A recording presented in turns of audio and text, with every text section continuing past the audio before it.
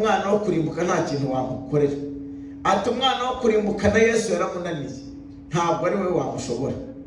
Abantu baricaye nta byo kurya bafite, barashonje, bazanye imitsima 7, Yesu arayitubuye, abantu 4,000 barariye barahaze, n'ibindi birasigara.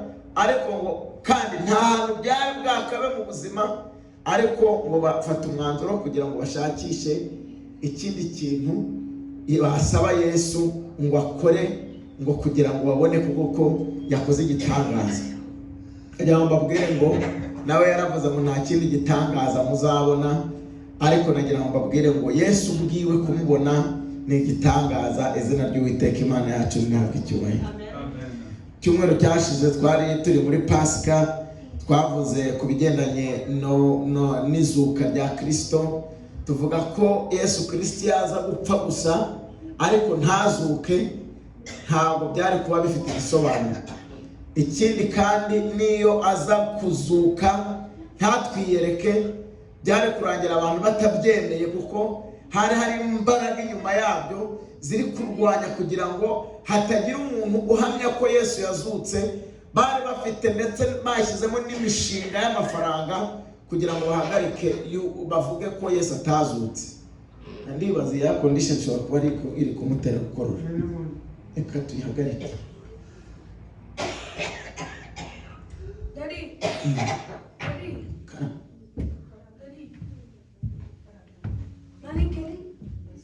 Imana yacu ishimwe. Twari tuvuga rero ngo ku cyumweru cyashize twavuze ku kuzuka kwa Kristo, tureba imbaraga zibirimo. Hanyuma navuze yuko mu kuzuka ariho habonetse intsinzi, kuko kuducungura ni ibintu byamugoye. Yesu yarakubiswe, arasuzugurwa, akirwaho iteka n'abantu bamuzizije ubusa, kandi n'umujaji waciye urubanza aravuga uyu muntu nta cyaha amubonyeho. Baravuza induru bati nabambwe. Arangije abakarabira imbere ati uyu mukiranutsi mugiye kwica amaraso yiwe azababeho ntazambeho. Arangije kuri uwo munsi Yesu abohora Baraba, ataha ari umuntu wagombaga gucirwaho iteka kandi yarakatiwe, kandi ibyo yarezwe bitari ibinyoma, ari byo kuri. Ariko kubera ko yari ari kubo Yesu yaje gucungura, Yesu nawe aramucungura, Baraba arataha, Yesu ajya mu cyimbo cy'ibi. Ageze ku musaraba n'ubundi asanga umujura wari ugiye gupfa akarimbuka kubera ibyaha yakoze, ahishurirwa amaraso ya Yesu. Arangije amusaba kugira ngo azamugirire impuhwe ubwo azaba agarutse nawe azaboneke muri ubwo bwami. Yesu nawe aramucungurira ku musaraba. Imana yacu ishimwe. Hanyuma ariko Yesu aza gupfa. Amaze gupfa baza kumushyingura. Bamaze kumushyingura, hanyuma abantu bari bazi yuko azazuka kuko yari yarabivuze, barategura umushinga wo kuzajya kurinda kumva ngo bazamwice nazuka bongere bamwice. Hashyirwa abasirikare baba special forces bafite training ihanitse yo kugira ngo ubwo azanyeganyega bazahite bamwica. Kandi ubwo si ibyo gusa, ngo kumva yabafashe ibuye rya rutura barirambikaho riremereye cyane, bavuga bati nanazuka anakubitaho umutwe ntibizakunda. Hanyuma amaze kuzuka, ikintu amagambo twasomye ngo hamanutse marayika, ngo hanyuma ngo isinda umushyitsi, habaho igishyitsi cyane, ngo haba umutingito, ngo hanyuma abasirikare bari barinze iyo mva biteguye kugira icyo bakora, birangira baguye igihumura bararaba. Hanyuma ngo abadamu bari bagiye kumusiga imibavu, bariho basigara ari bazima bazi ubwenge. Marayika arababwira ngo mwebweho, ngo ndazi uwo muje gushaka, ntabwo ari hano kuko yazutse nk'uko yabivuze, ngo mugende mubwire abigishwa ko azababanziriza i Galilaya. Imana yacu ishimwe cyane. Rero nagira ngo mbabwire, nta mbaraga zapfukirana Yesu Kristo, kandi nta bushobozi na bumwe bwatwikira izuka rya Yesu kuko yarabivuze. Kandi ijambo ryose riva mu kanwa k'Uwiteka nubwo ryatinda ariko rizasohora. Imana yacu nishimwe. Yesu rero yarazutse, amaze kuzuka aravuga ngo ndamutse nzamutse mu ijuru abantu batambonye, batongeye kundeba ngo banyirebere n'amaso yabo yo mu mubiri, bazavaho bemera ibinyoma by'abanditsi n'abanyamategeko ndetse n'abaroma ndetse n'abatambyi bari bahagurukiye kurwanya Kristo ndetse no guhisha ibimenyetso no kubeshya katazutse, hanyuma bakazavaho banabyemera kuko nta bimenyetso bifatika byari bihari. Yesu rero aravuga ngo nzamara iminsi 40 ndi gutemberana n'abigishwa, ndi kugenda niyereka abantu ku manywa y'ihangu, bakandebesha amaso ndetse n'abasabye ibimenyetso nkabibahereza. Twabonye umwe mu ntumwa ze bita Toma, yaje kwiyereka intumwa ze Toma adahari, ahaziye baramubwira bati Yesu yarazutse. Hanyuma aho bamuboneye, Toma nubwo yari asanzwe amuzi, aramwumva Yesu, nkurikije ukuntu bagukubise ntiwirwaneho, kareba uburyo bagukoreye umusaraba ntiwirwaneho, tukareba uburyo bakwashyize ku musaraba bakwambitse ubusa ntiwirwaneho, ntabwo nizera ko ari wowe Yesu wazutse. Ndagira ngo mbanze ndebe namenye amakuru nubwo ntari mpari, namenye ko bakuwambye ku musaraba bagutera imisumari, nagira ngo unyereke mu biganza byawe ndebe ko harimo bya bisebe by'imisumari. Yesu azamura ibiganza yereka Toma, arangije aravuga ngo n'ubundi sindashirwa, ndagira ngo unyereke no ku birenge. Aramwereka ku birenge. Toma aravuga ngo namenye yuko baguteye n'icumu mu rubavu, ati ngomba kubyemezwa no mu rubavu. Tegeye Toma, ntabwo njya nemera amagambo gusa, nemera ibintu nabibonye. Mana yacu nishimwe. Yesu aravuga ngo no mu rubavu ngo uzane ikiganza ukoremo. Arangije Toma nabyo arabyemera. Yesu aravuga ngo aherwa uwemera atabonye. Imana yacu nishimwe. Rero Yesu yagombaga kwereka abantu ibimenyetso byose bifatika kugira ngo hatazagira umuntu uvuga ngo Yesu ntiyazutse. Hanyuma niyo mpamvu ku munsi wa Pentekote umugabo bita Petero ahamije kuzuka kwa Yesu, abantu barangije ibitangaza birakoreka, baravuga ati wa muntu bishe noneho dore ibintu ari gukora. Aravuga ngo uyu nguyu ni Yesu bikoze umwe mwishe mumubambye ku musaraba. Imana Data wa twese yaramuzuye, ubu ni muzima. Barangije bati ntimuzongere kujya mubwiriza muri iryo zina ntimukarivuge.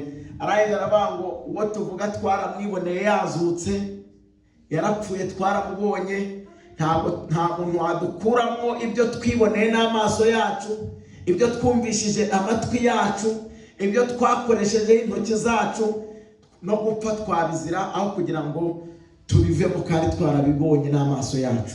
Iyo Yesu rero aza kuzuka agahita agenda, ntabwo Petero ari kuba afite ubuhamya bufite ibimenyetso. Imana yacu nishimwe.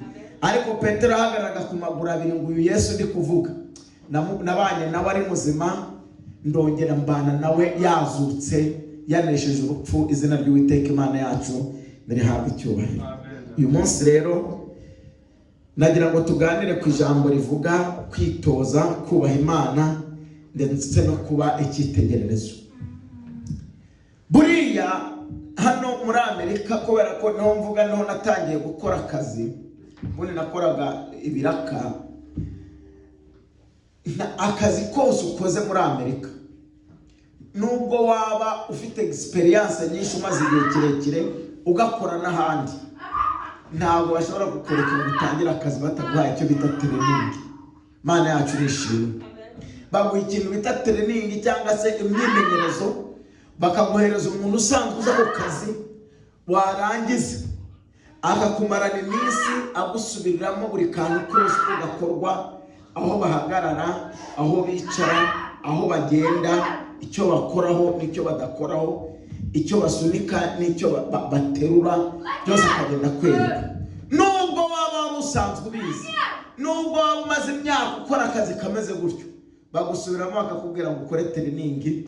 Niba iyo inzu wakoragamo kera aho wakoraga ntabwo ariyo yiyi, nubwo wari usanzwe ukora nk'ibi ngibi, bakakumenyereza. Ijambo ry'Imana rero naryo rijya ritubwira ko dushobora kwitoza tukimenyereza gukiranuka. Imana yacu nishimwe cyane. Rero ibintu byose tubamo mu isi kugira ngo bigenze neza bigusaba kwimenyereza. Mana yacu nishimwe. Buriya ikintu cyose cyakunaniye iyo ukoze imyitozo nturambirwe birangira ugishoboye. Mana yacu nitugirire neza. Buriya ikintu gituma umwana abasha guhaguruka akagenda nta kindi ni ukwimenyereza gutambuka. Iyo uri umwana umubyaye, wamara kumubyara ukajya uhora umwicaje cyangwa umuryamishije, ashobora no kugera mu myaka 5 ataragenda cyangwa ataranahaguruka. Mana yacu tugirire neza. Buriya ikintu gituma umwana yicara, ikintu gituma umwana ahagarara, ikintu gituma umwana atera intambwe ni imyitozo umurera amuhereza, uko amuterura, uko amuhagarika, uko amuhagira, uko amuryamisha. Agenda amukoresha training bitewe n'uko agenda akura kugira ngo abashe guhagarara, abashe kwicara, abashe gutambuka. Iyo utamutoje ibyo bintu wazatangazwa nuko umwana anamugaye kandi atagombaga kuba ikimuga. Mana yacu nitugirire neza.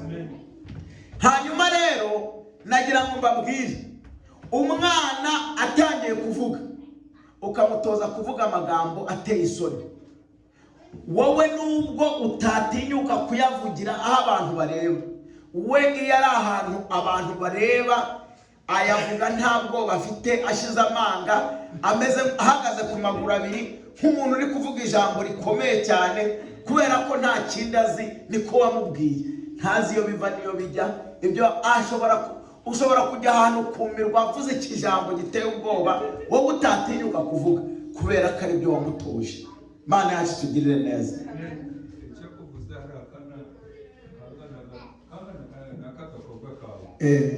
naradodaga muri Afrika karaza kumva uzi ko badagera hanze karampamagara, ariko wa kabiri ndibuka abandi bari bafite ikibyina cyawe, wa kabiri bari baze kudoda. Narambara ubundi banyita byamukama musa ngo byamukama tiye ngo karyame na nyoko narabadutse n'umujinya n'agakubise inshizi muntu karagenda kanarira kagomima kaje kuzi ibyo ari tudodera kakabanza kubaza ngo naje kudoda, bavuga ngo gusikaze namoga akina kagakina kareba he iyo ndatuye uri kumva buriya rero nuko nta makuru wamenye, buri ushobora gusanga iwaba ariko ari byo bahoramo. Mana yacu tugirire neza. Buriya umwana ni indwara, usibye ko tutanabitindaho hano muri iki gihugu hari icyongereza cy'aba black american, habamo ibigambo bipfuye gusa, kandi usanga n'abaperezida baha babivuga, usanga nyine n'ubuzima busanzwe. Mana yacu tugirire neza. Kubera iki? Babihinduye ibintu bisanzwe ku buryo kubivuga nta kintu bivuze, ariko wimutse ukajya mu Bwongereza ukavuga icyo kijambo, baba bati dore umuntu utagira isoni. Mana yacu tugirire neza. Rero ibintu byose witoje, iyo witoje ibintu ukabyitoza neza, birangira ubishoboye. Mana yacu tugirire neza. Uyu munsi rero nagira ngo tuganire ku iryo jambo rivuga kwitoza, ariko tugenda dushaka ikintu bita kwitoza kubaha Imana, tugamije kuba icyitegererezo. Imana yacu nishimye cyane. Tugiye gusoma turebe ukuntu Pawulo yaganirije Timoteyo kuri ibyo bintu. Umugabo bita Timoteyo yari umwana cyangwa se umusore Pawulo yabwirije ubutumwa bwiza, hanyuma aba n'inshuti ye cyane, hanyuma akajya avuga ngo ni umwana wiwe, nubwo atari yaramubyaye ku mubiri, ariko yamwitaga ngo ni umwana wiwe. Rero mu gice cya 4 cy'urwandiko Pawulo yamwandikiye rwa mbere, urwandiko rwa Timoteyo rwa mbere Pawulo yanditse amwandikira, mu bice byaho 4, turahera ku murongo wa 7 dusome n'uwa 8, tongere dusome uwa 12. Hari amagambo Timoteyo Pawulo yamubwiye, kubera Timoteyo yari ari gutangira urusengero rushya. Hanyuma Pawulo amubwira ibintu azakora kugira ngo umurimo w'Imana utagibwaho n'umugayo. Hanyuma amubwira ikintu inyigisho agomba kuzababwira, kuzigisha abo muri iryo torero, ndetse amubwira n'imyimenyerezo bagomba kwimenyereza, anamusobanurira uko kwimenyereza bigira akamaro kanini mu buzima busanzwe. Turagenda rero dusome muri icyo gitabo mu rwandiko rwa mbere Pawulo yandikiye Timoteyo ku bice byaho bya 4. Turahera ku murongo waho ushaka guhera ku murongo wa 6. Turasoma guhera ku wa 6 kugeza ku wa 8, hanyuma dusoma umurongo waho wa 12. Haravuga ngo umutwe waho w'amagambo uravuga ngo ibyo gukiranuka, gukora umurimo w'Imana, ibyo gukiranukira gukora umurimo w'Imana.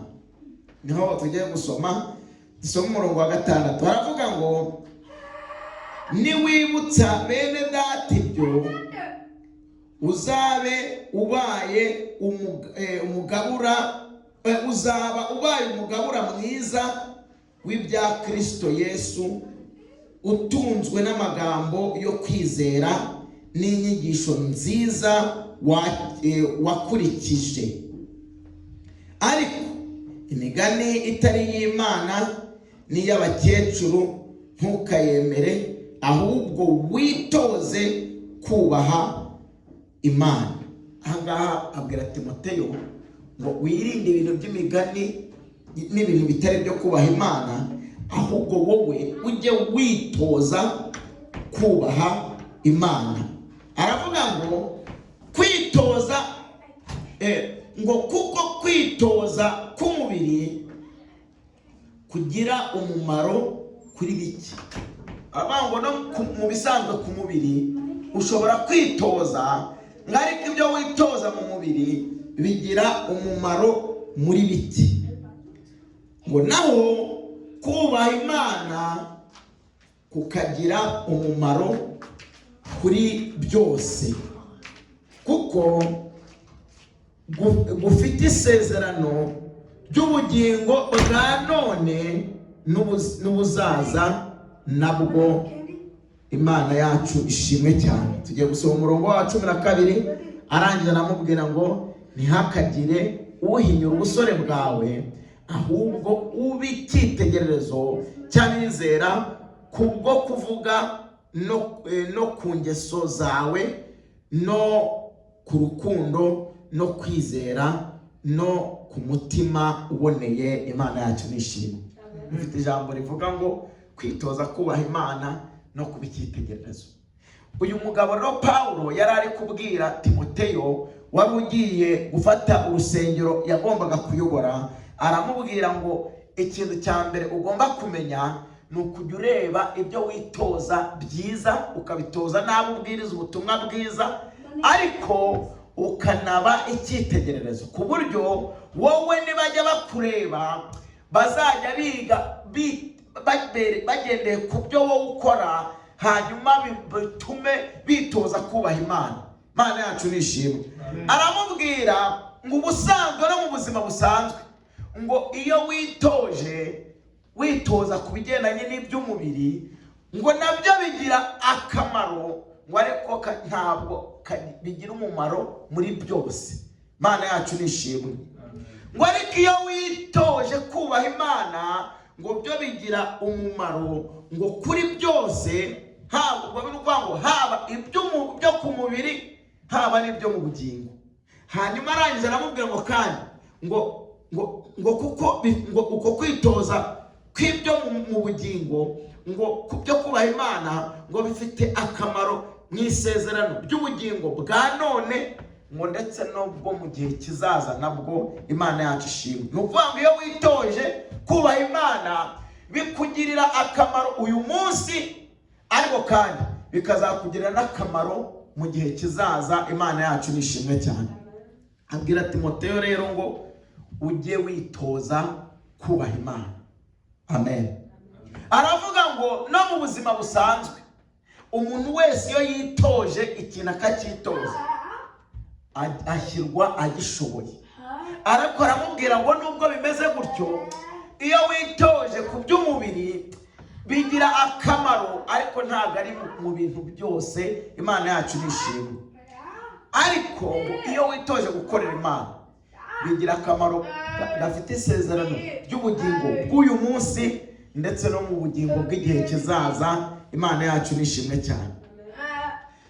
Dufashe urugero ku bigendanye no kwitoza, buriya ubu turi mu gihe abantu bari gukora amarushanwa y'igikombe cy'isi.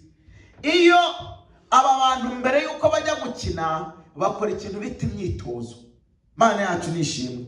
Muri iyo myitozo habaho gutera umupira, ukaba ikirenge cyawe ukakimenyereza gutera umupira bitewe n'aho uri kuwutera n'uwo uri kuwuterera, n'aho ushaka kugwa, n'uko ushaka kuba wakira, n'uko umugeraho ku buryo umworohereza kujya ahandi hantu. Ukabyitoza, ukitoza kuwukubitisha umutwe, ukitoza kuwukubitisha ivi, ukitoza kuwukubitisha agatsinsino, ukitoza kuwuteresha amano, ukitoza kuwuteresha ikirenge, ugakoresha uburyo bwose, ukitoza kuwuteresha agatuza. Buri muntu wese aba afite ibyo yitoje bitandukanye n'iby'ubundi. Kubw'iyo mpamvu rero buri muntu bitewe n'ibyo yimenyereje cyane akabifata neza kurusha abandi, niho bagenda babaha inimero ngo wowe bitewe ko witoje cyane gukoresha imoso uzajye muri aka gace, nawe uko wimenyereje cyane guteresha ukuryo uzajya muri aka gace, nawe uko wimenyereje cyane gukoresha umutwe ndetse n'ibigitugu cyangwa se n'umugongo cyangwa se n'ivi uzajya ahangaha. Wowe kubera ko witoje gutera igishoti cy'imbaraga uzajya ahangaha. Hakabaho n'uwitoje kujya gusama winjiye mu izamu. Imana yacu nishimwe. Buri muntu rero ikintu yitoje bamujyana ahantu afite ubumenyi bwinshi muri ibyo yitoje. Noneho kubera ko abakinnyi bagomba kuba 11 mu kibuga, niba ari 11 niba ari 10, bigusaba rero iki? Bigusaba yuko ugomba kumenya buri muntu wese ahantu yitoje kujya, hanyuma ugakora iyo bwabaga, ukajya uwo muntu ahantu amenyereye kujya akajya akora iyo bwabaga, akabyitoza buri gihe ku buryo agera ku rwego nubwo yaba ahumirije umupira yawutera. Imana yacu nishimwe. Ndongera mbaho urundi rugero. Ubu ngubu nuko ntabwo wabyumva, ariko ndagira ngo mbabwire. Ubu umuntu azanye ibiryo hano akatwegereza isahani tukayikoraho, twahumiriza tukajya turya. Nta n'umwe muri twebwe wahusha umunwa ngo ibiryo bijyane mu zuru, nta n'umwe wahusha ibiryo ngo abijyane mu gutwi. Buri muntu wese yenda ushobora guhusha isahani kubera ko utamenyereye, ushobora kuba utamenyereye kurira ku meza, cyangwa yenda ayo meza bakujyanye hatari ay'iwawe, ariko baguhereza isahani mu ntoki, ubundi bakagufunga igitambaro mu maso. Warya ibiryo byose ukabirangiza neza udahushije umunwa ngo bijyane mu matwi cyangwa ubijyane mu mazuru, kubera ko wumva ko bimeze nk'ibicuritse, wakumva ko ibyo ngibyo nta n'ubundi ariko bimeze. Ariko nuko twabyitoje kuva kera kose kugeza na n'uyu munsi. Ntabwo ari uko ubu umwana umuzaniye ibiryo ashobora kumuha ikiyiko. Muzanabigenzure n'aba bacu bakuru. Mfite agakobwa kari gato kaje naya, hari igihe ugahereza ibiryo kakajya kahusha n'umunwa karangaye, ariko uko warangara kose ntushobora guhusha umunwa. Imana yacu nitugirire neza. Ntabwo ari ikindi kibitera, ni ukubera ko wabyitoje igihe kirekire. Ugera igihe ukabimenyera ku buryo ushobora guhumiriza bakaguha ikirahure, ntujyane ujyane juice mu gutwi ukayijyana ku munwa ntuwuhushe. Ntabwo ari ukubera ko ari ibintu byoroshye, ahubwo nuko twabyitoje iminsi yo kubaho kwacu kose. Nta munsi bwira tutanyweye, nta munsi bwira tutariye. Ibyo bintu twarabimenyereye ku buryo nubwo waba uhumirije ntabwo wahusha umuntu uri kurya. Imana yacu tugirire neza. Ibindi bintu nabyo ushobora gutekereza. Ubu ngubu iwawe mu nzu umenyereye utuyemo, inzu imaze kuyimaramo icyumweru cyose, ushobora kugenda mu byumba byose udacanye itara kandi ukagenda nta kintu na kimugonze. Ntabwo ari ukubera yuko ufite amaso areba mu mwijima, ni ukubera ko uhamenyera umaze igihe kirekire ugenda ukata muri ibyo byumba. Ushobora kuhanyura utakije itara ukagenda kandi nta kintu ugonze. Mana yacu tugirire neza. Nta kindi kiritera nuko twabyimenyereje igihe kinini, ukagera igihe ukabimenyera bikakujya mu maraso no mu masokoro ku buryo ugenda ukumva nta kintu na kimwe wahushije. Rero Pawulo ibyo bintu nibyo yabwiye Timoteyo, aramubwira ngo muri ibi mu buzima busanzwe dufite akamenyero ko kwitoza ibintu, kandi ibintu twitoje tukabimastaringa, tukabifata neza ku buryo nta kantu na kamwe twahusha. Mana yacu tugirire neza. Hanyuma ngo nubwo tubikora bikemera kandi bikagenda neza, ngibyo bintu turabikora bikatugira umumaro, ariko ntabwo ari mu bintu bingahe, ntabwo ari mu bintu byose. Mana yacu tugirire neza. Uyu mugabo bita Messi ni umwe mu bakinnyi bateye imbere ku isi. Afite akamenyero mu gutera umupira no gutsinda ibitego. Ni ukuvuga ngo umupira yawushyikiriye umunyezama ahita avuga ngo igitego kiragiye. Mana yacu tugirire neza. Nta kindi cyabimuteye ni ugukunda uwo mupira, hanyuma no kwimenyereza kuwukora. Hanyuma nagira ngo mbabwire, ntushobora kwimenyereza ikintu ngo ugishyire nk'imbaraga nyinshi uzi ko nta gihembo uzakibonamo. Mana yacu tugirire neza. Nagira ngo mbabwire buriya Messi uwari kumubwira ko azimenyereza gukina umupira ariko atazahembwa, ntabwo yari kuba wuzi kurugera wuziho. Mana yacu tugirire neza. Igituma awuzi ku rwego awuzwiho akaba ari n'icyamamare ku isi, ni ukubera yuko ari no mu bahembwa amafaranga menshi. Mana yacu tugirire neza. Iyo baza kuba bamuhemba make cyangwa se batanamuhemba, uyu munsi ntabwo yari kuba akina umupira, yari kuba afite akandi kazi katari gukina umupira. Ariko kubera ko bamuhaye amafaranga menshi yo kugira ngo azajye akinira amakipe, nawe spending igihe kinini cyane yitoza gukina umupira. Mana yacu tugirire neza. Benshi muri abo bantu bakora ibibuga iwabo mu rugo, ibibuga biri special by'amafaranga menshi cyane, bitoreza ngo gukina umupira. Benshi muri bo n'abana babo babyiruka babatoza gukina umupira. Mana yacu tugirire neza. Ukazajya ukabona umuntu afite ubumenyi mu gukina umupira budasanzwe. Abenshi bakavuga ngo wagira ngo niko yavutse, ariko ikintu cyamuteye cyane ni ukubikunda no kuba bimufitiye akamaro, ubundi agakora training igihe kirekire. Mana yacu tugirire neza. Pawulo arabwira Timoteyo, twasomye ibice 4 umurongo waho wa 6 kugera ku murongo wa 8, ariko turasimbuka dusoma n'umurongo wa 12 turi gushaka kuvuga ku ijambo rivuga kwitoza kubaha Imana ndetse no kubikitegererezo. Pawulo abwira Timoteyo ngo iri torero rugiye kuyobora ikintu cya mbere kizaguha kurishobora cya mbere ni ukugomba kwirinda ibintu by'imigani y'ubupfapfa n'ibiganiro bimeze nk'iby'abakecuru bidafite umumaro, ahubwo ukitoza kubaha Imana mu byo uvuga no mu byo ukora. Imana yacu ishimwe. Arangije aramubwira ngo ibi bintu mubwira byo kwitoza no mu buzima busanzwe, abantu bitoza gukora ibintu bisanzwe barabyitoza kandi bakabimenya kandi bikabagirira n'akamaro. Aravuga ariko ngo akamaro bibagirira akamaro muri bikeya, ntabwo ari muri byinshi. Mana yacu ishimwe. Ni ukuvuga ngo ushobora kwitoza gukina umupira ariko ugasanga ntabwo uzi kwirukanka, ugasanga yenda uzi gukina football ariko ntuzi gukina basketball. Ni ukuvuga ngo impamvu bikugirira akamaro muri bimwe nuko udashobora kwitoza ibintu byose icyarimwe.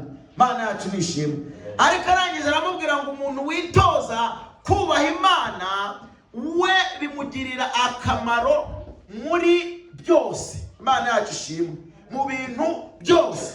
Arangiza aramubwira ngo uko kwitoza kubaha Imana kurimwo n'isezerano ngo ry'ubugingo bw'uyu munsi ndetse no bwo mu gihe kizaza nabwo. Mana yacu tugirire neza. Aramubwira ngo rero witoze nawe wimenyereze, ujye ukora iyo bwabaga, wimenyereze kubaha Imana. Imana yacu nitugirire neza. Muri make kwimenyereza kubaha Imana ni ukugira gute? Ni ukubanza ukamenya ibihembo biri muri uko kubaha Imana ibyo ari byo. Mu rwego Messi iyo ari kujya kwitoza abanza gutekereza aramutse agiye gukina umupira agataha adatsinze igitego ko ikipe yamuguze itazishima bikazatuma bashobora kumwirukana ku kazi. Imana yacu ishimwe cyane. Iyo mpamvu rero ituma Messi mu gihe bari gutegura umupira w'isi arara adasinziriye ari kwitoza uko azabigenza bitewe n'amakipe azakina nayo. Imana yacu tugirire neza. Natwe muri uko kwimenyereza kubaha Imana hari ikipe turwana nayo kandi ibishaka ko tutatsinda. Iyo kipe ya mbere ni umubiri ufite. Imana yacu tugirire neza. Umubiri wawe ntabwo ushaka ko wakubaha Imana.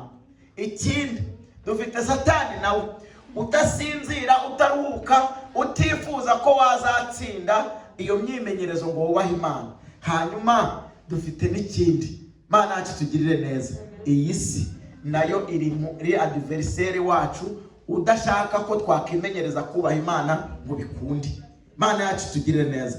Ariko noneho kubera ko igiciro Imana yashyizeho cyo kugira ngo tuzabashe kuronka muri iyo myimenyerezo yo kuyubaha, kubera ko ari igiciro kikugirira akamaro muri ubu bugingo bw'uyu munsi na hanyuma y'ubu bugingo nanone, bituma kwimenyereza ubishyiraho umwete kugira ngo uzabashe kugera ku bihembo byateguriwe abazanesha. Imana yacu tugirire neza. Niyo mpamvu iyo turi kwimenyereza kubaha Imana nta yandi mahitamo tugira, tureba ku bihembo. Imana yacu tugirire neza. Uwo bita Aburahamu bamubwiye ko hari ubundi bugingo buzazanwa na Kristo, hanyuma ngo ahora afite amatsiko ngo bituma atubaka amazu mu isi. Imana yacu tugirire neza. Aburahamu yabaye mu ihema, Isaka aba mu ihema, abo bose badashaka kurangara ngo ibyasezeranijwe bibacike. Imana yacu tugirire neza. Bitoza kubaha Imana hanyuma no kuba maso ngo batazaba bahusha ibyasezeranijwe. Imana yacu tugirire neza. Ngo kubera yuko ngo igihe cyose ngo babirebaga ngo babonaga bisa nkaho bibegereye, bigatuma bavuga ngo tutazarangara. Baravuga ngo ntabwo iyi si ari iwacu, ngo twebwe turi abashyitsi n'abimukira, niyo turi kugana mu bwami bwo mu ijuru. Imana yacu ishimwe cyane. Baravanga amazu n'amasambu nta kintu byatumarira, byaturangaza. Bahitamo kwitoza kubaha Imana yacu. Imana yacu ishimwe cyane. Muri ubwo buryo bwo kubaha Imana rero bakuye amaso ku mubiri, ku byabanezezaga, bakura amaso ku isi, ku byabanezezaga, bakura amaso ku bintu byose bitekerezwa n'ab'isi, amaso bayahanga ku Uwiteka. Atari uko bakennye, kuko mu bantu b'abakene Aburahamu ntiyari arimo, ahubwo kubera ko banze kurangazwa n'iby'isi ngo batavaho bahusha intego bafite. Imana yacu ishimwe cyane. Aburahamu rero yitoza kubaha Imana. Aburahamu umunsi umwe Imana imubwira ko azaba sekuruza w'abizera bose, hanyuma aravuga ngo byaturuka he ko nta mwana ngira? Imana iramubwira ngo nzaguha umwana. Igihe kiragera Imana iramuhereza umwana. Imaze kumumuha, umugabo bita Aburahamu ariho yigorora avuga ngo bya bindi Imana yavuze, dore mpa umwana ndi umusaza, umudamu wanjye ari umukecuru, ni umwana w'igitangaza mu isi, nibwo bwa mbere byabayeho. Ati ibyo Imana yavuze birasohoye. Imana yacu ishimwe. Mu gihe ari kwigoronzora ariko kumva ibintu bimeze neza, Imana yamubwira bati mukomere Aburahamu, ati mukomere boss. Ati narinde gukubwira ko ndi gushaka igitambo. Ati igitambo ndafite inka, ndafite amatungo, ntugire ikibazo. Imana yamubwira ati uyu munsi nta by'amatungo nta n'ibyiki, uyu wa muhungu bita Isaka. Ati Isaka cyangwa gushaka kuvuga Ishimayeli? Bati oya, Isaka wa muhungu wawe umwe wabyaranye na Sara. Ati mbwira rero ko igitambo ushaka ni igitambo cyo kumuperezanta ku rusengero, cyangwa uragenda umujyane ku musozi nzakwereka, umukate amaraso umijagire ku gicaniro utwike, nicyo gitambo ushaka. Aburahamu kubera ko Imana yari ifitanye nawe umushinga. Arabanga ikintu cyo namenye neza, Imana yacu nishimwe, nuko uyu mwami ibyo avuze bitakuyeho rya sezerano yansezeranije. Imana yacu nishimwe. Iby'Imana yambwiye ko ku mwana wanjye uyu nguyu mfite ariho hari isezerano ry'abazakomokaho abo kwizera Imana benshi. Kubw'iyo mpamvu rero, kuko iyi Imana ariyo kwizerwa, buriya ifite ukuntu iri bubigenze. Ntiyigera abwira umugore we ko byagenze, ahita aterura umuhungu w'Isaka, afata inkwi n'abagaragu, bati twagiye. Barashorera baragenda. Hari aho nasomye mu gitabo, muri izo nzandiko za Pawulo, ngo yaravuze ngo yari abizi neza yuko Imana iri buze kumuzura ikamusubiza ari muzima. Imana yacu nishimwe. Ni nabyo byatumye Aburahamu aba umuntu wa mbere wo kwizera. Imana yavuze ngo uyu nguyu ngo yagize kwizera kumuhwanyiriza no gukiranuka. Nuko nta muntu n'umwe kuva isi yabaho wari bwigere apfa ngo azuke. Imana yacu tugirire neza. Ariko we yatekereje ko ubwo Imana yamubwiye ko Isaka ari w'isezerano ririho, ikaba imubwiye ngo namushorera ajye kumwica, hanyuma mutambe nk'igitambo cy'Uwiteka. Yahise mu mutwe watekereza ngo ubwo ari Imana ibimbwiye, kandi ikaba yaranambwiye na bya bindi ntiyabihinduye, ntigeze mbwira ko yabihinduye. Yambwiye ko izaba umwana ashaje n'umukecuru wanjye Sara, yarabikoze. None mbwiye ko njya gutanga uwo mwana, kandi uwo mwana yavuze ko ari uzavaho urubyaro rwinshi rungana n'umusenyi wo ku nyanja. Arabati none rero, kubera ko Imana nta kintu yahinduye kuri uyu mwana, ndagenda ndamwica, ariko ndaza gusanga mu rugo yahageze kare. Sinzi uko Imana iri bubigenze, ariko icyonze cyo nuko Isaka wanjye ndi bumwice, hanyuma Imana ikamuzura, nkongera nkamusubiza mu rugo ari muzima. Imana yacu ishimwe cyane. Umugabo akora umwimenyerezo wo kwizera Imana. Arangije aramuzamukana, umwana agenda amubwira ati papa, twari dusanzwe tujya gutanga ibitambo, nkabona tujyanye igitambo, none uyu munsi wakibagiwe. Abati ntabwo nakibagiwe, ahubwo nitugera ku musozi Imana iraza kwishakira igitambo. Imana yacu nishimwe cyane. Hanyuma Isaka yarazamutse aragenda. Umugabo bita Aburahamu akomeza yimenyereza, nubwo byari bigoye cyane, ari kwibaza urupfu umwana we agiye kumwica. Akamufatiraho inkota, akanuye amaso, yarangiza akamusogota ku mugaragaro. Arabati nubwo bigoye, ariko uyu mwimenyerezo ngomba kuwukora nkubaha Imana, kugira ngo nzunguke iby'ubugingo bwa none ndetse no mu gihe kizaza. Imana yacu nishimwe. Zamuka n'Isaka, mwimenyerezo uramugora, ari kwibaza ibyo ari bubwire Sara, kandi yanze kubwira Sara atari ukubera yuko atazabimubwira cyangwa atazabimenya. Yarabati nimbwira Sara ntabwo araza kundogoya, ntabwo yatuma nzamukana umuhungu wanjye ku musozi. Imana yacu nishimwe. Arabati ndamujyana, ubundi nzamusobanurira uko byagenze nyuma. Icyonze cyo nuko iby'Imana yatuvuzeho itazabihindura. Imana yacu nishimwe cyane.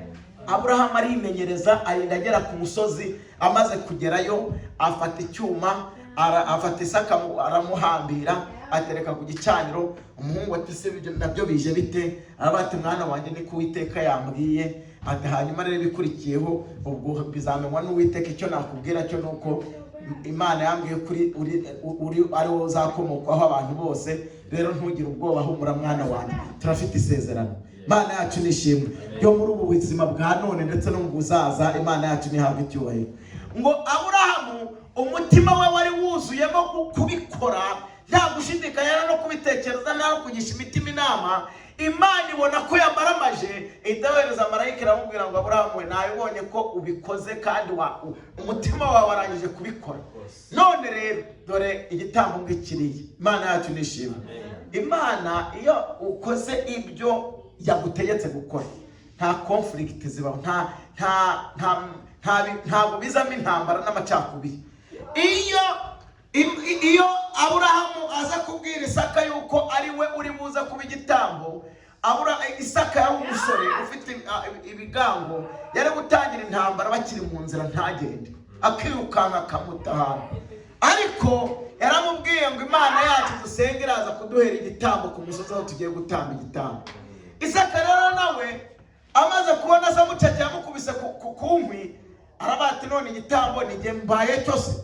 aramubwira ngo Imana nuko yabigenje ariko humura dufite isezerano. Imana yacu nishimwe. Isaka rero ikintu cyamunejeje amakuru yagiye abwira nyina, yaravuze ati ariko kuva nabaho ati papa yanteye ubwoba uyu munsi, ati yamuhamuye ku buryo na n'uyu munsi umutima uracyasimbuka. Ese byagenze gute? Ati twageze ku musozi ndi kugenda mubaza igitambo aho kiri, ambwira ko Imana iri bukiduhereza. Nkibaza Imana ahantu iri bugikure hanyobeye. Tugeze ku musozi ibintu yankoreye nagahogo umuntu yabigenje, yanterura yahita nkubita ku gitambo arampambira, arangiza afata icyuma agiye kuntera, ngiye kubona mbona bivuyemo. Imana yacu nishimwe. Arangiza arambwira ati genda ufate iriya ntama iri hariya. Hahita haza intama tutazi ivuye, tutazi aho iturutse, ariko yari yagiye ayimbwiraho. Imana yacu nishimwe. Yari yagiye ambwira ko igitambo Imana iri bukizane, atari ko yankoreye prank. Antera ubwoba na n'uyu munsi umutima nturajya mu nda. Imana yacu nishimwe. Kubera iki? Kwimenyereza gukorera Imana. Nagira ngo nkubwire, nubwo wabona umwimenyerezo ugezemo umeze nk'utazagira ikintu byara, uzakomeze wimenyereze wubahe Imana. Amen. Uzubahe Imana, ukomeze uyubahe, ukomeze uyubahe, no kugeza hahandi ubona bimeze nk'aho bicitse, uzakomeze uyubahe. Iyi Mana yacu ifite ibutigi kandaho ibintu byose ikabisubiza inyuma, bikamera nk'aho bitigeze no kubaho. Imana yacu nishimwe cyane. Haleluya. Amen. Paulo rero abwira Timoteyo ngo mwana wanjye uzajye wimenyereza kubaha Imana, kubera ko niwo mwimenyerezo wonyine ku isi ugira akamaro mu bintu bingahe? Mu bintu byose. Imana yacu ishimwe. Aravuga ngo Messi ibintu yimenyereza byo gukina mu football ntabwo yabasha gukina basketball. Buri wamutereka muri basketball yajarajara akaberwa ibyo ari byo. Nuvanga akamaro bimumariye ni muri football gusa, nta handi hantu wamusanga. Imana yacu tugirire neza. Hanyuma aramubwira ngo abimenyereza kwirukanka, bashobora kwirukanka n'amaguru ariko wabahereza imodoka nabo ntibabishobora. Nukuvuga ngo umwimenyerezo wari wo wose wo muri ubu buzima w'umubiri ukugirira akamaro mu bintu bimwe, ariko ntabwo ari mu bintu byose. Arangije aramubwira ngo ariko iyo wimenyereje kubaha Imana byo bikugirira umumaro muri byose, kandi ngo kuko bifitanye n'isezerano ry'ubugingo bwa none no mu buzaza nabwo, nibyo birusha iyindi myimenyerezo yose waba warigeze kwimenyereza. Imana yacu nishimwe. Arangije ku murongo wa 12 aramubwira ngo ariko rero nagira ngo nkubwire ngo ntihakagire umuntu uhinyura ubusore bwawe, ahubwo ujye uba icyitegererezo cy'abizera mu byo uvuga, mu ngeso zawe, no ku rukundo, no kwizera, no mu mutima uboneye. Imana yacu tugire neza. Aravuga ngo kugeza aho nzazira ujye ugira umwete wo gusoma no guhugura no kwigisha. Imana yacu tugirire neza. Rero nagira ngo mbabwire ibi bintu dukora iyo biri gutangira ubona nta cyerekezo bifite. Imana yacu tugirire neza. Ukabikora ubona bidafite ahantu biri kugana, ariko nagira ngo mbabwire, niba hari umwitozo wa mbere mwiza kurusha irindi, ni ukwimenyereza kubaha Imana. Nubwo wajya ubona bidafatika, yaravuze ngo kutagaragara kwabyo muri ko gukomera kwabyo. Imana yacu nishimye cyane.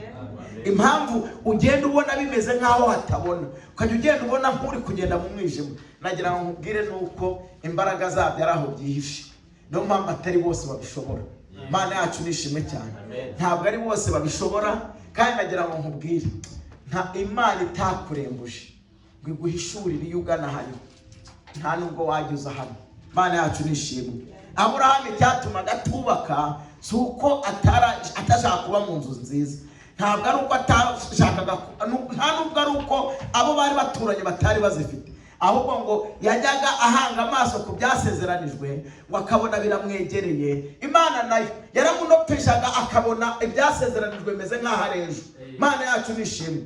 Yatangira gutema ibiti byo kubaka, akavuga ngo n'ubundi sinzarangiza kubaka ibyasezeranijwe bitarangeraho, akavuga ati nzakomeza nibere mu ihema. Imana yacu nishimwe cyane. None uyu munsi Imana yo iratubwira ngo ba mu nzu yawe nziza, gendera mu modoka nziza, unyubahe kandi unyubahishe. Imana yacu nishimwe. Ariko benshi byarabananiye, ariko ikintu kibitera nta kindi, ni ukubera yuko batarahishurirwa n'Imana ibihembo tuzahembwa. Imana yacu nishimwe cyane.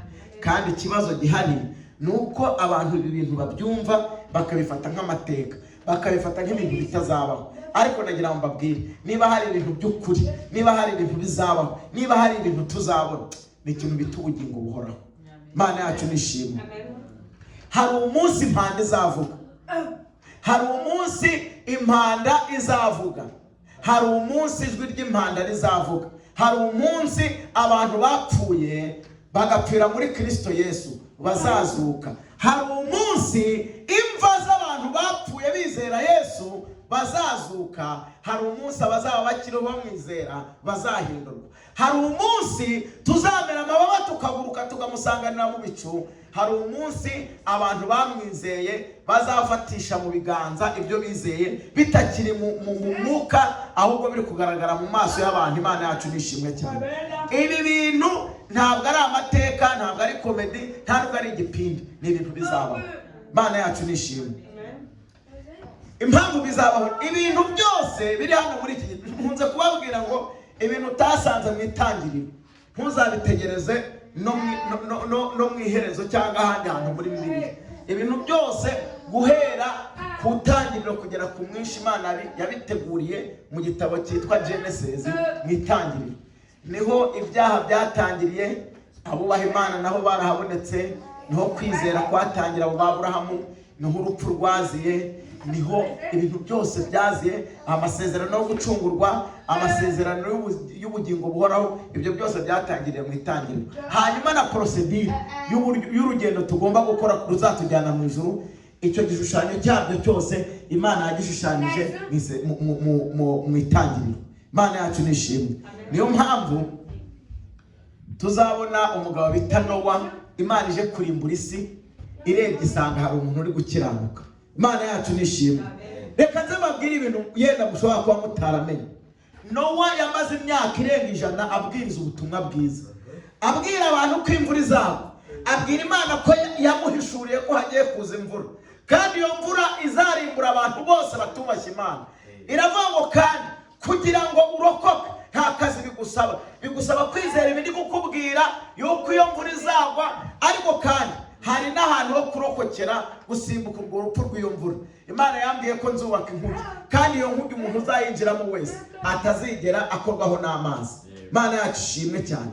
Aravuga ngo muri iyo nkugi niho abantu bose bazarokoka, bazaba bari. Umuntu uzaba uri inyuma y'inkugi azaba arimbutse. Imana yacu nitugirire neza. Amara imyaka ari ayo magambo avuga gusa, ayasubiramo, hanyuma abantu bakajya bayumva uko bukeye, bayumva uko bwije, bakaza bamwe bakamufasha kubaka. Ukwezi kwashira bakabateka agasaza n'injiji, ubu bwato tuzabupfiraho ubwo. Hanyuma arabwubaka, we ntiyacika intege, ababwira uko bwije n'uko bukeye. Umunsi wo kwinjira mu bwato, Imana yacu nishimwe, agiye kubona yibonye ari kumwe n'umugore we n'abana be 3 n'abakazana be 3 gusa. Nukuvuga ngo inzu ye gusa, nayo bishatse kuvuga iki? Birashoboka ko yabajyanyeyo ku ngufu. Imana yacu tugirire neza. Kuko siniba, kuko ikigaragara ko ashobora no kubera abajyanyemo ku ngufu nuko banayivuyemo batangiye harimo bita Hamu watangiye kujya jokinga, akajya akora ibintu byo gusuzuguza se. Imana yacu tugirire neza. Nagira ngo mbabwire, nubwo yamaze imyaka abwira abantu ko imvura izagwa, abantu benshi banze kubyumva, barabanga kagasaza karasaza. Nowa arabati nyamara ibi mbabwira niko bimeze. Uwarimbwiye n'Uwiteka Imana, kandi iyi Imana ntibeshya, niyo yaremye isi n'ijuru. Ibi bintu mbabwira ntimugire ngo harashize imyaka myinshi isi n'ijuru bibayeho. Imana yacu tugirire neza. Yari itaragera no mu myaka 1000, kandi mwibuka ko abantu bageraga mu myaka 900 bariho. Imana yacu tugirire neza. Ubundi rero icyakurikiyeho, Imana umunsi mu cyumweru cya nyuma inkuge yamaze kuzura, Imana ibwira Nowa ngo gera ugende ubabwire ko abantu bakwiye gutangira kwinjira, baba abagufashije kuyubaka, baba n'abataragufashije. ubabwire bose ko igihe cyo kwinjira mu nkuge kigize gute cyageze. Nagira ngo mbabwire ngo nubwo Yesu yaza akababwira ngo impande zavuga ejo, uzarimbuka n'ubundi ntazabura kurimbuka. Azakomeza avuga ngo buretse nze nkora icyaha cya nyuma, ubundi mu gitondo ndazinduka nihana. Ndagira ngo mbabwire, byarangiye umunsi wo kwinjira mu nkuge, Nowa arazinduka mu gitondo arahamagara ati ntabwo isi yari iriho abantu benshi cyane. Abantu baribaza ngo se ngo ko ngo yabivugiraga aho yari ari, abo hirya no hino ku isi babyumvise gute? Nta bantu benshi bari bahari. Ntabwo isi yari iriho abantu benshi batatanye hirya no hino. Abantu batatanye hanyuma y'umwuzuri. Abantu batangiye gutatana cyane mu gihe cy'Ibabeli. Mana yacu tugirire neza. Hanyuma rero abagabo n'abadamu bo mw'icyo gihe babwira Nowa bati wagasaza urinjije warasaze, reba imyaka ishize uri kubaka iyo nkuge, utubwira ngo imvura izagwa, none inkuge iruzuye nta n'igicu, n'icyo kintu uri kuvuga cyitwa imvura ntitukizi. Kandi nagira ngo mbabwire impamvu aba bantu bizeraga, kwizera kwabo kukaba kwaranditswe muri Bibiliya, nuko ibintu bumvaga nibwo bwa mbere bari babyumvise. Ntabwo imvura yari yarigeze kubaho. Ijambo bita imvura Nowa yaryumvise gutyo, nta hantu yari yarigeze yumva imvura, nta mvura yabagaho. Mana yacu tugire neza. Ijambo ry'Imana arambwira ngo urume nirwo rwajyaga runetesha mu ngobyi ya Edeni. Ikintu bita imvura iva mu kirere ikagwa hasi, ntabwo bari bayizi. Nowa ntiyigeze amenya imvura, yayumvise ariko bwa mbere Imana imubwiye ngo hazagwa ikintu bita imvura, hanyuma imubwira kubaka inkuge, hanyuma yubaka inkuge atazi n'imvura icyo ari cyo. Yibwiraga ko wenda ari ibiti bizagwa cyangwa ari ibintu bizamera mu butaka, ntiyarazi ikintu bita imvura icyo ari cyo.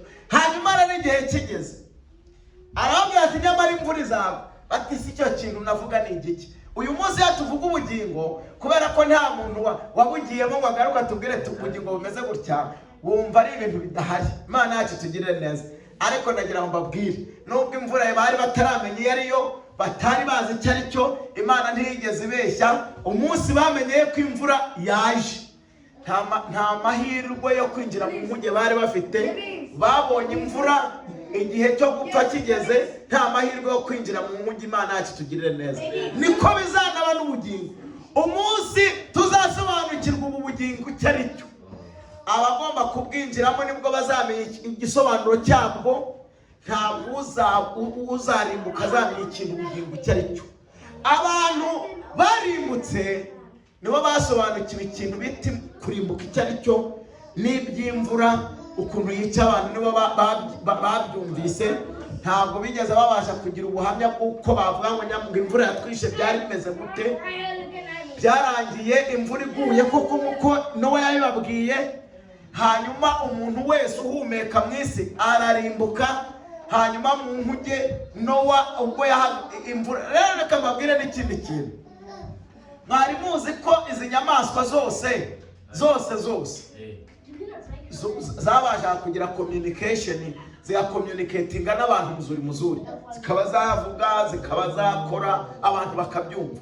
Umugabo bita Nowa yatumye igikona ati rero turumva imvura imeze nk'inkuge yahagaze, genda ujya kuturebera uko ibintu bimeze hanze.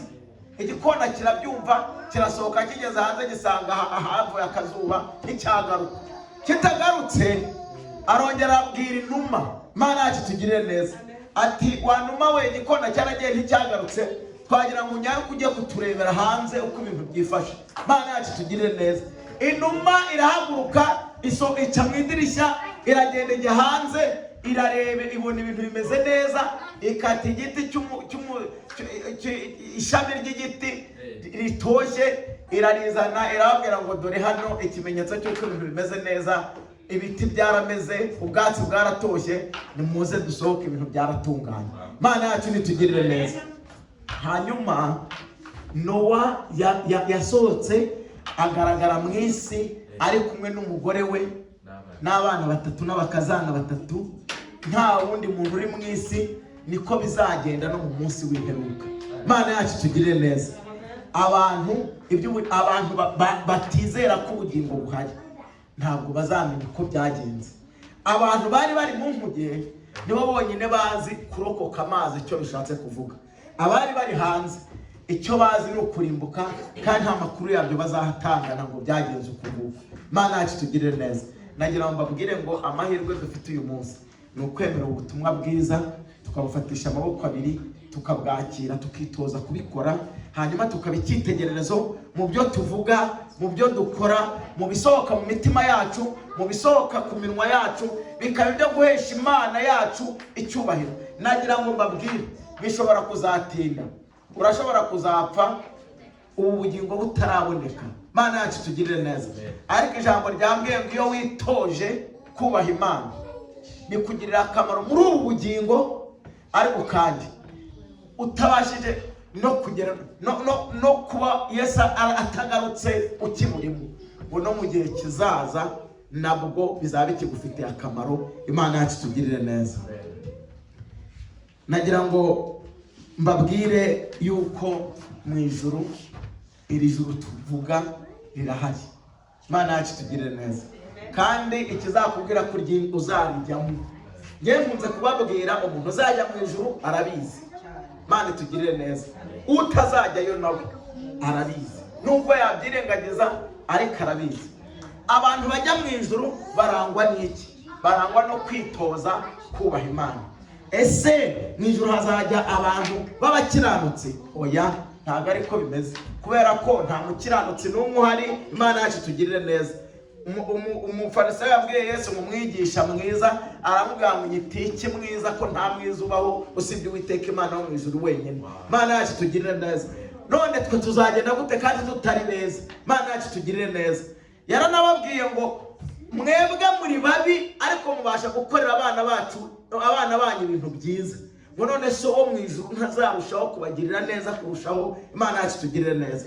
Ikintu kizatujyana mu ijuru ntabwo ari uko turi beza, ahubwo ni kubw'ubuntu bw'Imana bunyuze mu ko twizeye Kristo Yesu. Imana yacu tugirire neza. Iyo wizeye Kristo Yesu rero, araza akaba hehe muri wowe, bigatuma uhora wera ku manywa na nijoro, kubera ko Kristo ahora akweza. Akweza gute? Nuko umuntu uri muri Kristo ntabwo azacirwaho iteka. Kubera iki? Kubera ko umuntu uri muri Kristo ntashobora kugira ate, ntashobora gukora icyaha. Wakwibaza ati none kuvuza ko tudatungana ni gute kandi uvuga ko umuntu atashobora gukora icyaha? Ni ukubera ko gukora icyaha no kugwa mu cyaha biratandukanye. Imana yacu ishimwe cyane.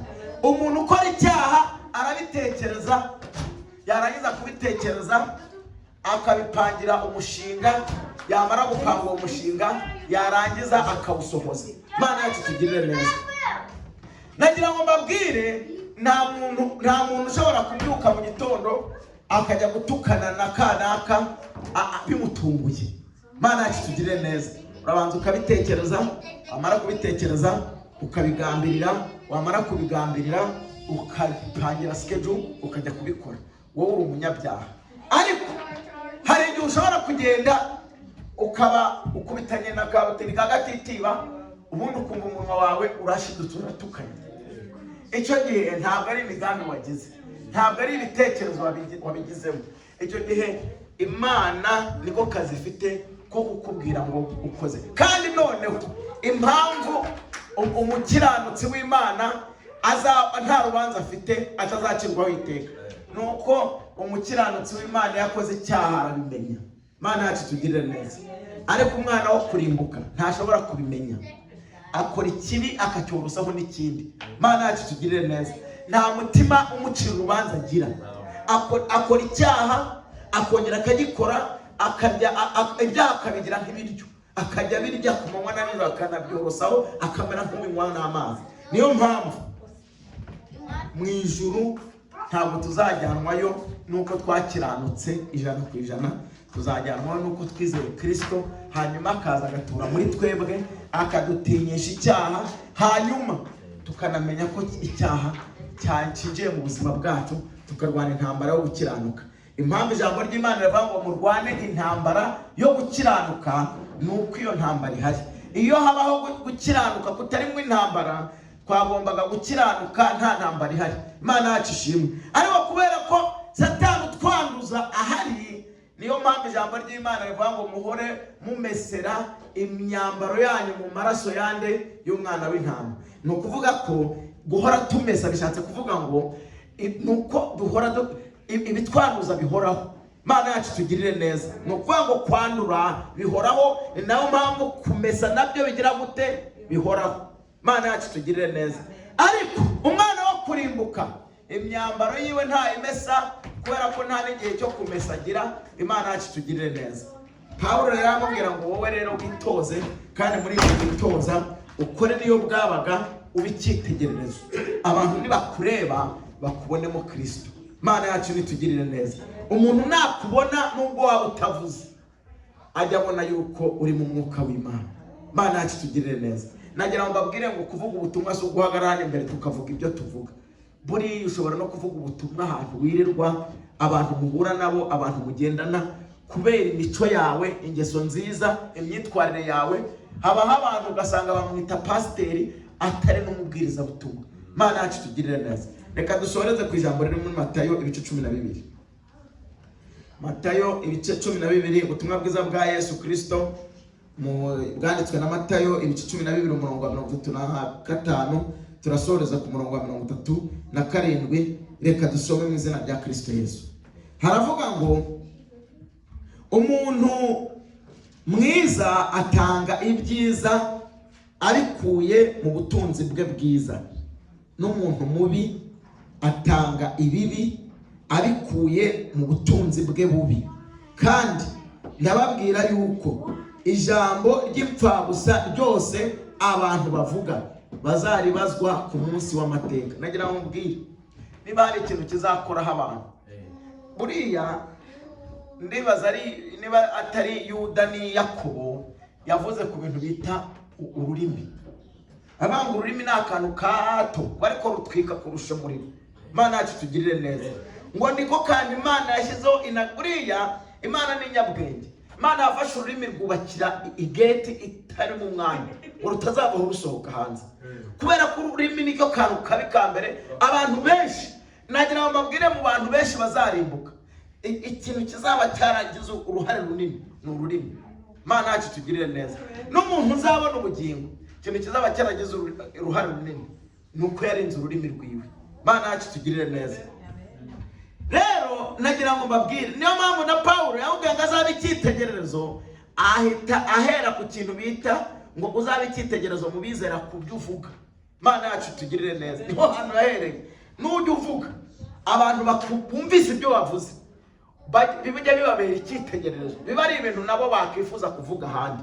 Mana yacu tugirire neza. Rero aravuga ngo Matayo yandika ubutumwa bwiza bwa Yesu, aramubwira ngo umuntu mwiza atanga, ni Yesu abivugaga ngo umuntu mwiza atanga ibyiza abikuye mu butunzi bwe bwiza, n'umuntu mubi agatanga ibibi abikuye mu butunzi bwe bubi. Bishaka kuvuga amagambo uvuga ahita akubwira aho ugana n'ukorera. Mana yacu tugirire neza. Uzagenzure ibintu uvuga ku munsi. Uzagenzure ibyo uvuga ku munsi, ushyire ubipime ku munzani wa Bibiliya. Mana yacu tugirire neza. Ugenzure amagambo uvuga, ugenzure ibiganiro uganira na bene so, hanyuma ubikubite ku munzani w'Imana, urebe ibyo uvuga wavugira n'imbere y'Imana, urebe n'ibyo uvuga utatinyuka kuvuga imbere y'Imana. Ubundi uzamenya kategori urimo, niba uri mu bajya ikuzimu cyangwa uri mu bajya mu ijuru. Imana yacu tugire neza. Ntuzategereze umwuka uzabikubwira, ntutazategereze umuhanuzi uzabiguhanurira. Nufata amagambo uvuga ukayashyira ku munzani, azakuhereza agacupa, azaguha kategoriya y'umuntu urimo. Imana yacu tugire neza. Niyo mpamvu Yesu yabwiye abigishwa, barababwira ngo nta muntu n'umwe ushobora gutanga ubutunzi bw'ibyo adafite mu mutima wiwe. Ngo umuntu mwiza atanga ubutunzi bwiza buvuye mu byo atunze mu mutima wiwe. Ngo n'umubi nuko bimeze. Aravuga ngo kandi ndababwira yuko ijambo ryose wavuze ry'imfabusa mu rubanza rizaba ritonze umurongo. Ikintu cyose wavuze cy'imfabusa ni ukuri kose uzakibazwa. Ibi ni Yesu wabivuze, ntabwo ari Matayo. Iyo ni Yesu yaravuze ngo ijambo ryose uvuga ukabona ugabanga ibi ngibi ntacyo bitwaye, bizakubiza ibyuya. Mana yacu tugirire neza. Arangiza aravuga ngo ngo ijambo ryose ry'imfabusa abantu bavuga bazaribazwa ku munsi w'amateka. Ku murongo wa 34 bavuga ngo amagambo yawe niyo azagutsindishiriza kandi amagambo yawe niyo azagutsindisha. Imana yacu tugire neza. Nagira ngo nkubwire ngo umuntu, ijambo ry'Imana riravuga ngo ubasha kugenzura ururimi rwiwe baba bashije kugenzura umubiri wiwe wose. Imana yacu tugirire neza. Ururimi rwakwicisha kandi ururimi rwagukiza. Ibyaha byinshi abantu ku isi bakora bifite icyo bipfana n'ururimi. Ntiwajya gusambana umuntu utabanje kubitekereza ngo nabivuge. Buri ibintu byose tukora tuba twanabivuze. Imana yacu tugirire, nta kintu na kimwe ushobora gukora utabanje kukivuga. Imana yacu tugirire neza. Abantu bajya gusambana babanza kujya gutereta bakoresheje urwo rurimi, bakashyiramo n'ibinyoma byinshi cyane, ubundi bikarangira bigenze gutyo. Uwiba nawe nuko. Ibintu byose dukora. Niyo mpamvu Yesu yavuze ngo amagambo yose uvuga niyo azagutsindishiriza cyangwa se akagutsindisha. Nkunze kubabwira ijambo ririmo nushaka kumenya ubukristo bwawe uzipime ku ijambo riri muri Zaburi ya mbere igice cya mbere guhera ku murongo wa mbere kugeza ku murongo umenye wa 11 n'atari wa 3 n'umurongo wa 3 cyangwa wa 4. Haravuga ngo hahirwa umuntu udakurikiza imigambi y'ababi, ntahagarare mu nzira z'abanyabyaha, ntiyicarane n'abakobanyi, ubundi amategeko y'Imana akaba ariyo bwira ku manywa na nijoro. Ngo uwo muntu azahwana n'igiti cya. Ndagira ngo mbabwire ibyo uvuga, ibyo uganira na bagenzi bawe, aho ugenda, nibyo bintu bikumenyesha uwo uri we. Kandi nagira ngo mbwire ibyo uvuga buri munsi nibyo bizagutsindishiriza. Kandi nagira ngo mbwire ijambo ryose uvuga ry'ipfabusa uzaribazwa ku munsi w'amateka. Imana yacu tugire neza. Nagira ngo mbabwire ngo twitoze gukorera Imana kandi tube icyitegererezo. Imana yacu tugire neza. Nta kintu kimwe ushobora kurenza aha ngaha. Iri ni ryo jambo Uwiteka Imana yampaye ngo tuganire kuri uno munsi. Ariko nagira ngo mbabwire ngo ijambo ryose ujye uvuga ukabona ko ntacyo ritwaye, ndakubwiza ukuri rifite ikintu gikomeye gitwaye.